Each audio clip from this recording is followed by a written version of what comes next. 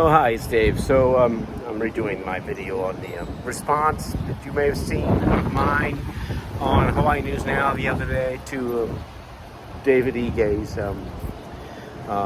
requirement that we all start looking for work, which is fine. I already started. I just click and apply. Not a lot of jobs for me in my salary capacity, but I keep applying anyway. You never know. But here's the story: is basically this barrage of PR and lobbying by the Restaurant Association of Hawaii and restaurateurs who are advantaging this crisis know when there's a lot of jobs and there's very few workers, they have to pay what we want.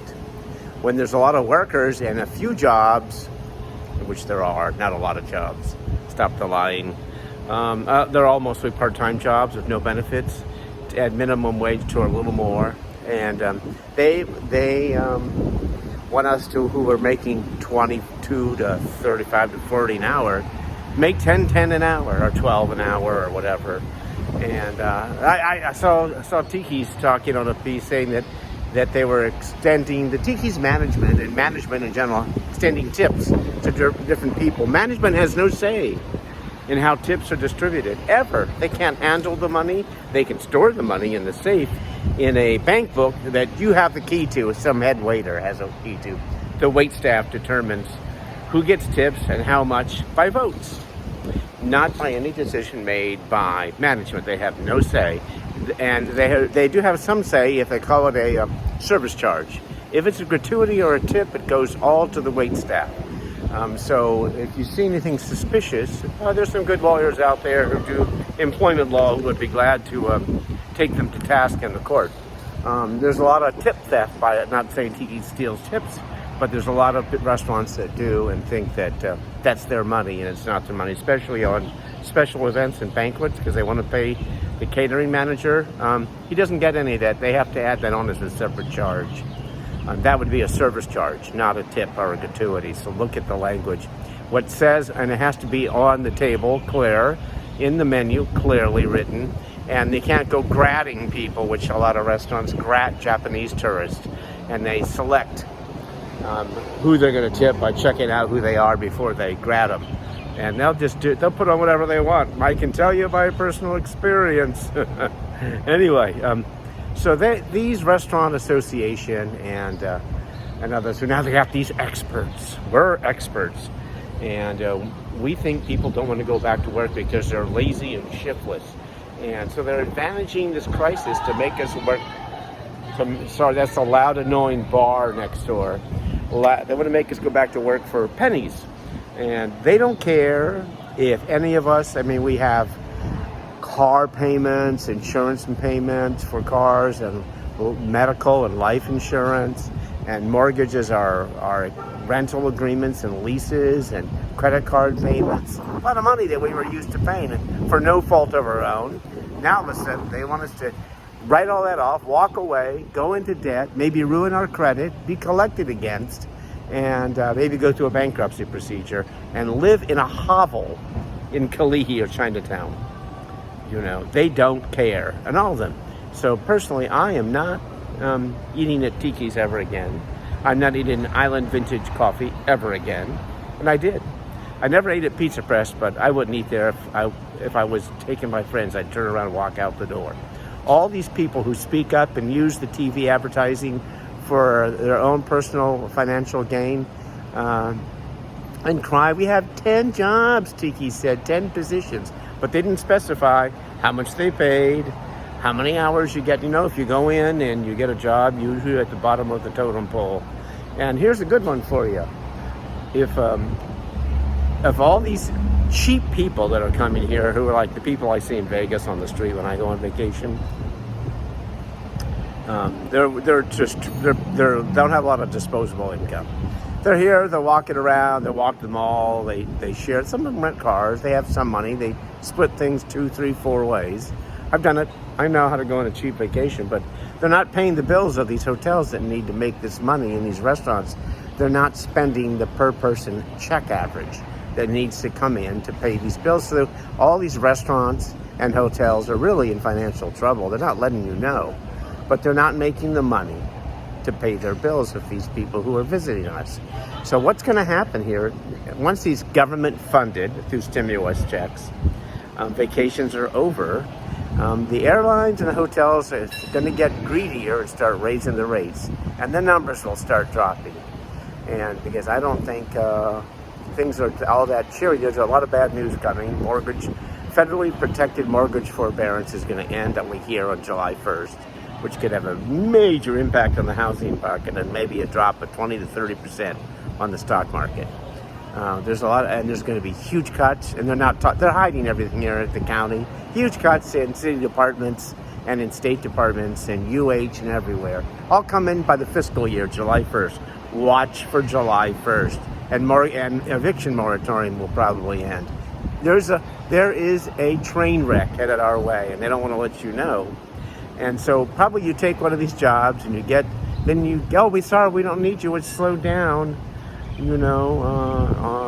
because prices went up, and until the Japanese come, which could be like next summer, between next January and next summer, and I think they're going to be pulling out. They're selling the Princess Kailani. They're in talks with Outrigger to get Outrigger to buy the PK. Mr. Osano is throwing in the towel on that property, and maybe the others. They've done that before. In 2007, Kyoya pulled out. So I think, this place is in trouble financially. It could become like the Panama City beach of Florida, It's like the redneck Riviera.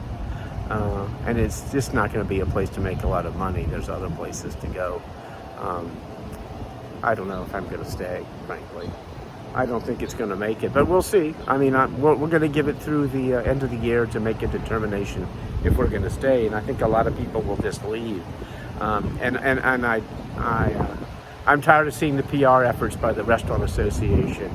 You people come up with the most amazing stuff. So everybody here, read my post below this video, and you'll see how I feel about the matter. And I think we all need to come together, and you all need to start speaking out more and be willing to talk on TV. I got a message from a friend on one of the networks saying people don't want to talk.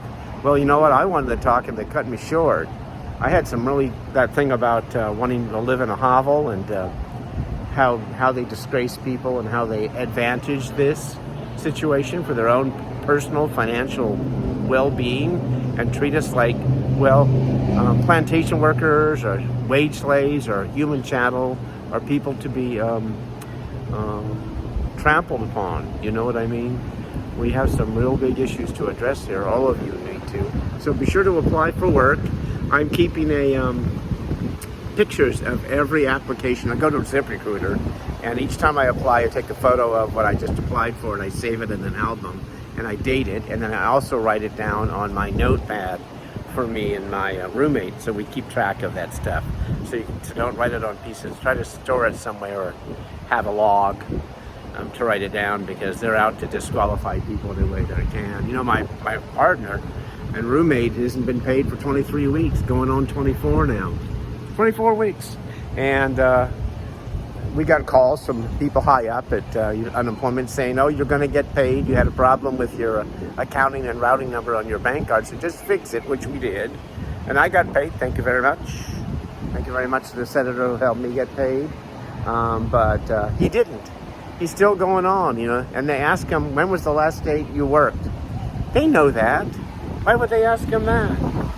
He doesn't remember the last day he worked. We don't keep stuff like that. We know it was like within a 30-day period. So I said, you should know what that date is. We think it's this date, but we're not sure. And I think that guy is not responding to the request because I'm currently suing him. And I wouldn't be surprised for him to play that kind of like revenge game. But keep records really well. Apply for jobs. Don't forget. You can apply for them on Sunday when you file for the last week. Because Sunday is a new week, right? You're applying on Sunday for up to Saturday. Sorry about the wind. Anyway, so I wanted to call and tell you all about these things. And please say stuff on Facebook. Go to Restaurant Association Hawaii's Facebook page and make comments. Go to Hawaii News Now, and you can, KHON or KITV, comment on the posts about these unemployment issues. You can also, there's on each of their pages, that is KITV, Hawaii News Now, and KHON, you'll see, if you tap on it, you'll see a thing that says posts, and you can write in comments there as well, and post your own comments about the unemployment crisis and these things that we feel. And give them hell, basically. I don't know any other reason why you shouldn't. I think we're all pretty much sick of this, well, how we're being dumped on by these people who seem, they just really wanted our business. And so, as I told my friend at one of the news stations, there's people remember, people will forgive a bad meal. People will forgive a bad experience, but they won't forgive it when you take money out of their pocket, and which is what they're doing. And this thing is an attempt. It's like the phony rental assistance program that was rigged. I mean, there was no way 4,000 people can fill out applications in 20 minutes, and suddenly they know it's full. I mean, uploading 12 to 20 documents times 4,000 people and filling out the form all in 20 minutes. Just technically, it's not possible. The rental assistance program was rigged. People who are other nonprofits had either handed over documents to this group, or got what's called the CSB link, and they got the link early and filled up all these applications and just email blasted them all to at once. They had it all done beforehand. The banks did that during the PPP and PPE crisis, and they helped all these big, huge, major corporations make a bunch of money, because they make, I think the last rental assistance, they made $3,000 an application, because they only gave out 56% of the money, something like that. The rest of the money, guess what? Went back into the state coffers. That's what this game is. Money that goes back into state coffers, so David E. Gay and all their friends can hand out that money back into programs they like, which don't necessarily do anything for any of us. They're taking the money that's intended for us, purposely slow walking it, letting these half-ass groups run these professional organizations and run these financial distributions of rental and mortgage assistance and utility payments from outside. There's groups that do this professionally. They don't wish to hire them because they don't want the money to be distributed. They want the money not to be distributed. That's the game. You all thought this was a great liberal state? Oh no, not yet. When it comes down to these kind of confrontations, it comes down to the almighty dollar, we all get the shaft. They get the cutting. And that's the way it is. Forget this. There's no aloha left in Hawaii. Aloha's long gone. There's aloha between us, but the people who run this state and these major corporations and these lobbying groups, they're dark, evil people. And I don't think any of us will ever forget what they're doing and saying about us right now. People who they love so much. And we're wanted to have as part of their team. Bullshit. Thanks, bye.